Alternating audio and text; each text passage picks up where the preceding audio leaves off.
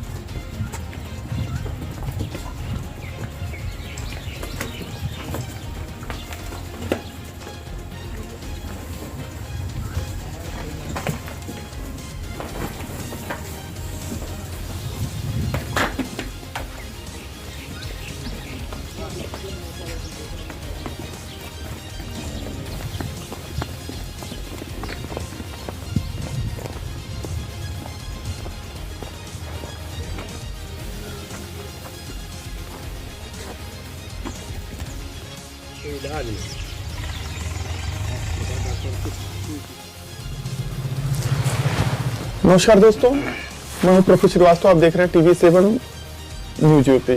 हम आपको बता दें, प्रदेश की योगी सरकार पशुओं के रखरखाव को लेकर घुमत्तू जो हैं उनके लिए पशुशाला की व्यवस्था की है। पशुओं के इलाज को लेकर पशु चिकित्सक की व्यवस्था की गई है। इब्राहिमपुर थाना क्षेत्र के भड़सारी गांव में गौशाला की स्थापना की गई, जिसके प्रभारी हमारे साथ मौजूद हैं पशु चिकित्सा पंकज सिंह जी। हम जानते हैं क्या कारण है कि पशु आए दिन चोटिल होते हैं, और दूसरी जानकारी हम प्राप्त करेंगे। किराए के मकान में हम जहां बैठे, आपको बता दें करीब 10 साल से किराए के भवन में चिकित्सक बैठकर पशुओं का इलाज कर रहे हैं। हम आपको बता दें कि पशु चिकित्सालय इल्फातगंज का भवन बनकर तैयार है। किन्हीं कारणों से दानपुर गांव में निर्माणाधीन भवन विभाग को हैंडओवर न होने के कारण अभी तक संचालित नहीं हो पा रहा है। उस पर बात करेंगे, क्या कदम उठाए जा रहे हैं उस पर बात करेंगे। डॉक्टर ज्यादा जानकारी के लिए हमारे साथ मौजूद हैं पशु चिकित्सा अधिकारी। बताएं डॉक्टर साहब, क्या कारण है? बीते दिनों जो सूचना आई हमारे द्वारा, जब वहां गए गौशाला में कुछ पशु चोटिल थे, क्या कारण है बार बार पशु चोटिल हो जाते हैं? उनके इलाज को लेकर क्या कदम उठाए जा रहे हैं आपकी तरफ से? ठीक है डॉक्टर। चोटिल होने का जो आप प्रफुल्ल भाई पूछ रहे हैं जी, इसमें सबसे बड़ा कारण है कि पशुओं के नर मादा या छोटे पशुओं का बाड़ा अलग ना होना जी। अगर बाड़ा अलग हो जाएगा, सेपरेट हो जाएगा, जिसमें मादा और छोटे पशु अलग रखे जा सकें जी, और बड़े नर अलग रखे जा सकें, क्योंकि तो जब उनको चारा भूसा डाला जाता है तो जो बड़े पशु पहले पहुंच जाते हैं, अगर छोटे बीच में पड़ते हैं तो वो उनको नुकसान पहुंचाते हैं, चोटिल कर देते हैं। ये एक सबसे बड़ा कारण है जी, छोटे पशुओं का चोटिल होने का जी। और बाकी गौशाला में जो चोटिल होते हैं सबकी नियमित दवा होती है, मेरे द्वारा, मेरे स्टाफ के द्वारा नियमित निगरानी की जाती है, और बाड़ा अगर बन जाता तो व्यवस्था और सुदृढ़ हो जाती है। ये चोटिल वाला प्रकरण कम से कम काफी कम हो जाता जी। ये जो छोटे पशु, मतलब एक तरीके से माना जाए कि छोटे पशु के लिए एक बड़े पशु जो होते हैं खाने के दौरान जो है वो हमला कर देते हैं, इस कारण से हमला नहीं कर देते हैं। जैसे बड़े पशु हैं तो जब भूसा और दाना पड़ता है तो अगर छोटे पशु खा रहे हैं तो उनको धक्का दे के इधर उधर करके खाने का प्रयास करते हैं, जो जानवरों का एक नेचर भी है कुदरती। कोई भी बड़ा जानवर रहता है तो धक्का दे के अगर छोटा खा रहा है तो उसको उधर उधर करते उसमें चोटिल हो जाते हैं। क्या इस संबंध में हमें आप ये बतावें कि कभी सचिव या प्रधान या वीडियो को इस संबंध में अवगत कराया गया, उच्च अधिकारी को आपके द्वारा अवगत कराया गया कि इस व्यवस्था को सुचारू रूप से किया? अवगत कराया गया है, वीडियो साहब को भी अवगत कराया गया है। उन्होंने आश्वासन भी दिया है कि इसको जल्दी से जल्दी प्रयास करेंगे बाड़े को अलग करने का। या कुछ गौशालाएं अलग बन रही हैं जिसमें ये हो रहा है, नई जो निर्माणाधीन है, जैसे आपका एक यहाँ पे नई गौशाला बन रही है दाणी में जी, निर्माणाधीन है, तो इसमें ये हो रहा था कि मादा गोवंशों को और छोटे पशुओं को हम एक अलग उसमें कर देंगे और नर गौवंशों को बड़े अलग कर दिया जाएगा, या और जो नया है उसको उसी तरह व्यवस्थित किया जाएगा, नर एक जगह किया जाए और मादा छोटे पशु एक जगह किया जाए, जिससे इस समस्या ना आए। दूसरी, इस समय ठंड धीरे धीरे बढ़ी रही है और ठंड में पशुओं को काफी समस्या हो सकती है। पशुओं के रखरखाव को लेकर आपका तो काम है इलाज का करना, लेकिन एहतियाती तौर पर इस समय ठंड की दिक्कत पशुओं में आ रही है, उनकी तबीयत खराब हो रही है, उसके इलाज को लेकर आपकी तरफ से क्या कदम उठाए जा रहे हैं? नहीं, तबीयत अभी तो उतना ठंड नहीं, तबीयत खराब हो रही है, लेकिन ऐसा है कि पन्नी खरीदी जा चुकी, मोटी पन्नी, बाड़े को कवर करने के चारों पन्नी आ गई, उसकी सिलाई हो रही, जो जल्द से जल्द 1-2 दिन में लगा दी जाएगी, जिससे मतलब रात के समय का, दिन में तो ठीक है धूप रहती है, रात के समय ही हवा या जाड़े में दिक्कत पड़ती है, तो पन्नी से पूरा कवर कर दिया था। 2-3 बाड़े उनको कवर किया था उसमें बैठने के लिए, जो उसको ठंडक ना लगे, और अलाव की व्यवस्था भी रहती है, सुनिश्चित की जाएगी। अलाव व्यवस्था रहती है, अभी उतना नहीं, अलाव व्यवस्था रहेगी, जैसे ठंड बढ़ेगा फुहरा या शीतलहरी हुई तो अलाव व्यवस्था रहती है। तीसरी बात यह है कि पशु जो घायल अवस्था में आते हैं पकड़ कर आए और वहां पर रखे जाए जी, तो उस दौरान में किस तरीके की, जैसे कैसे सूचना आपको मिल पाती है? क्या वहां पे कोई कर्मचारी आपके मौजूद रहते हैं? नहीं, रेगुलर मॉनिटरिंग तो हम ही लोग करते हैं भाई, कोई ना कोई, मैं जाऊं, मेरा स्टाफ जो जाता है तो उससे तो सूचना मिली जाती है प्रतिदिन, क्या कौन चोटी ले, क्या कैसे करना है, तो उसमें सूचना दे ना दे, हम लोग जाते हैं रेगुलर, तो उसमें वो दे या ना दे, हम लोग खुद जाते हैं, तो हमारे वो संज्ञान में रहता है जी, और उसका इलाज किया जाता है प्रॉपर, जो हमारे पास संसाधन उपलब्ध हैं या कुछ अपने एफर्ट से जो कर पाते हैं वो किया जाता है। आने वाले दिनों में सफाई कर्मी के आदेश को हटाने के लिए पारित कर दिया, डीपीआरओ महोदय ने 14 जनवरी के बाद नई काम लेने का कहा है जी। तो क्या इस समस्या को लेकर कुछ दिक्कतें आएंगी पशुओं को पालन पोषण को? अब ये उच्चाधिकारियों का प्रकरण है, जैसा उनका होगा वो प्राइवेट आदमी फिर रखने पड़ेंगे जी, वो ग्राम प्रधान जो संरक्षक गौशाला के होते हैं, सचिव साहब, बीडीओ साहब, या जो उच्च अधिकारी हैं, या जैसा उच्च अधिकारियों का आदेश होगा वैसा किया जाएगा। अभी तो है बहरहाल 14 जनवरी तक जी, उसके पहले व्यवस्था करने कहा गया है, ऐसी सूचना मिली है जी, तो जैसा करेंगे उच्च अधिकारी उसका पालन किया जाएगा। इस समय कितने पशुओं के रखरखाव की व्यवस्था, इलाज की व्यवस्था भड़सारी गौशाला पे चल रही है आपके द्वारा?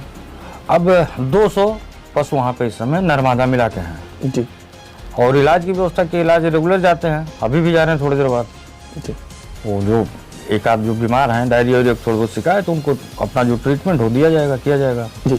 आपके इलाज के दौरान अगर पशु की मौत हो जाती है उस दौरान क्या उसका पोस्टमार्टम वगैरह क्या प्रक्रिया है, मतलब किस दस्तावेजों में दर्ज किए जाते हैं वो? देखिए, एक तो नेचुरल प्राकृतिक मृत्यु होती है, उम्र ज़्यादा हो गई वो अलग चीज़ हो गया, अगर ऐसी कोई होती तो पोस्टमार्टम क्या था उसका, पोस्टमार्टम के मतलब दस्तावेजों में दर्ज किए जाते हैं। दस्तावेज तो हम तो रिटर्न में उसको लेंगे, अपने रजिस्टर पे हम लेंगे कि ये पशु था इस कारण से मरा, उसकी नेचुरल मृत्यु हुई या किस कारण से हुई, कोई कारण कोई बीमारी से हुई तो उसको इंगित किया था, नेचुरल मृत्यु हुई, प्राकृतिक मृत्यु हुई, से कोई जानवर 12-13 साल का हो गया, एक लाइफ होती है, तो उस लाइफ को अगर वो बिता चुका है तो प्राकृतिक मृत्यु आ जाता है, जैसे खा रहा आराम पी रहा सब कुछ अचानक मर गया तो प्राकृतिक मृत्यु आ जाती है। इलाज हो रहा तो उसका पोस्टमार्टम किया था कि इलाज के दौरान मरा। अभी जैसे दोषों की संख्या है, क्या कुछ संख्या अभी इस बीच में कुछ बढ़ी है? बढ़ने का है, पकड़े कह दिया गया है, जल्दी जल्दी संख्या बढ़ाई जाएगी। नहीं, हम ये जानना चाह रहे हैं क्या अभी संख्या 200 की है कि और ज्यादा होगी? नहीं, 200 की है। अच्छा, टैग वगैरह की क्या, जब कोई पशु बाहर का आया तो उसको टैग वगैरह की क्या जिम्मेदारी है? नहीं, वो टैगिंग की जिम्मेदारी हमारी है, हमारे विभाग की, हम लोग टैगिंग पशु बाहर से आते हैं उसकी टैगिंग की जाती है, टैगिंग या नर है तो उसका बधिया किया जाता है। पशु और तीसरी चीज है कि आप किराए के मकान में करीब आप इसको संचालित कर रहे हैं, क्या कारण है जो भवन अभी निर्माण हो चुके हैं, क्या कारण है अभी तक हैंडओवर विभाग को नहीं हो पाया?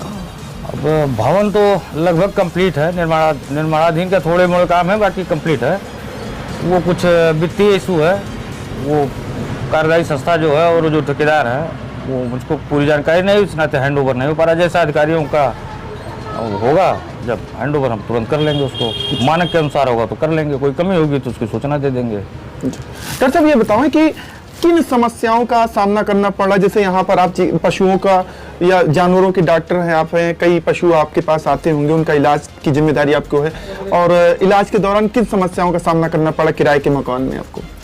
अब जैसे देखा जाए तो यहाँ लाइट ही नहीं है जी, तो हमको अगर लाइट नहीं है तो कुछ दवाएं या वैक्सीन होती हैं जो हमको दूसरी जगह प्रॉपर वे में रखवानी पड़ती हैं जी, बिल्डिंग हैंड ओवर जाएगा तो इस समस्या से निजात मिल जाएगा। जी थोड़ा स्पेस जगह भी आगे आप देख ही रहे हैं कि 4-6 मीटर बाद रोड है, जी तो जानवर आते हैं तो ये भी सामना करना पड़ता है सामने सड़क। जी। बिल्डिंग आ जाएगी तो हमारा एक बाउंड्री है वहाँ हमको इलाज करने में जी। या अपने रख रखाव दवाओं के रख रखाव, वैक्सीन के रख रखाव काफ़ी सहायता मिलेगी, सहूलत मिलेगी। सहूलियत सहायता दोनों जी। मिलेगी। जी। अभी किराए के भवन में जो संचालित हो रहे हैं पशु चिकित्सा केंद्र इल्फातगंज नगर पंचायत, इल्फातगंज और दानपुर के रूप में, इसमें कितने कर्मचारियों की नियुक्ति यहाँ पर हुई है? इस समय 3 कर्मचारी हैं। मैं हूँ पशु चिकित्सा अधिकारी, हमारे संजीव श्रीवास्तव वेटनरी फार्मासिस्ट जी और प्रदीप यादव जी हैं चतुर्थ श्रेणी कर्मचारी, जी और केदारनगर सेंटर हमारा है पशु सेवा केंद्र, वहाँ वीरेंद्र कुमार वर्मा जी पदस्थ है। ये इतना स्टाफ है। जी। क्या कर्मचारियों को लेकर कभी सामना करना पड़ा आपको? जैसे यहाँ पे पशु चिकित्सा केंद्र चलाए जा रहे हैं, कभी कर्मचारियों को लेकर कभी समस्या का सामना करना पड़ता हो आपको? अब जो कर्मचारी उपलब्ध हो उसमें काम चलाया जाता है। काम चलाया जाता है। क्या आवश्यकता और होनी चाहिए, मतलब कर्मचारी होनी चाहिए? नहीं, आवश्यकता तो वही है। कितने कर्मचारियों की आवश्यकता हो तो ये व्यवस्था सुचारू रूप से चल सकती है? पर अस्पताल पे 2 4 क्लास का जो वो है कि कम से कम एक अस्पताल पे 2 4 क्लास तो कम से कम होने ही चाहिए। जी। और बाकी पदस्थ फार्मासिस्ट और पशु चिकित्सा अधिकारी एक ही होते हैं। जी। इस समय ठंड का महीना चल रहा है, पशु बीमार होते हैं, पशु पालकों से क्या अपील करेंगे आप इस ठंड के महीने में कि पशुओं के रखरखाव को लेकर वो सतर्क रहें, कोई बीमारी उनको ना उत्पन्न होने पाए? अगर कोई बीमारी है, कौन सी ऐसी बीमारी इस समय ज्यादा उत्पन्न होती है? अब ठंडक से तो मान लीजिए कि डायरिया हुआ या बुखार हुआ, जी तो वो ठंडक से बचाएं। सबसे मेन चीज़ है कि ठंडक से बचाएं रात के समय। दिन में तो धूप रहती है, टेम्परेचर भी थोड़ा सा राइज मतलब ठीक रहता है, लेकिन रात के समय टेम्परेचर कम होता है, तो मेनली रात के समय वो खुले में ना बांधें, छप्पर में या जो भी व्यवस्था है अंदर बांधें, पन्नी से ढक के या किस तरह उसको कवर किए रखें, ठंड ना लगे। जी। बाकी ठंडक से ही बुखार होना, डायरिया होना काफ़ी दिक्कतें होती हैं। उससे बचाव ये कि उसको कवर्ड एरिया में रखें जानवर को अपने, यही बताया जाता है। बाकी अगर कोई बीमारी उसका दवा किया जाता है, अगर कहे जो लक्षण रहता है उस हिसाब से। जी धन्यवाद। हमारे साथ बात कर रहे थे पशु चिकित्सा अधिकारी डॉक्टर पंकज सिंह जी। पंकज सिंह जी ने बताया कि पशु की व्यवस्था जो गौशाला की है वो बेहतरीन तरीके से इलाज कर रहे हैं। जो पशु उनके पास आते हैं उसको टैग किया जाता है, गौशाला में निरंतर इलाज किया जा रहा है उनके द्वारा, और आने वाले दिनों में जो गौशाला उसकी भी व्यवस्था सुचारू रूप से की जाएगी। रही बात बड़े और छोटे पशु को अलग करने की, उसके लिए उन्होंने पत्राचार किया है। वहीं पशु चिकित्सा केंद्र जो है इल्फातगंज, उसके लिए भी डॉक्टर के द्वारा बताया गया है और पत्राचार किया है किन समस्याओं का सामना करना पड़ा। खैर जो भी वैक्सीन को रखने का काफी समस्याओं का सामना पशु चिकित्सा अधिकारी के लोगों को करना पड़ा है। खैर जो भी हो, जानवरों के पालन पोषण को लेकर सतर्कता बरतने के लिए भी कहा गया है। उनका कहना है कि ठंड के महीने में पशुओं को ठंड से बचाएं और सतर्क रखें, जिससे पशु स्वस्थ रहें। मैं प्रोफेसर श्रीवास्तव, TV7 न्यूज, सहयोगी शेर बहादुर यादव के साथ अम्बेडकर।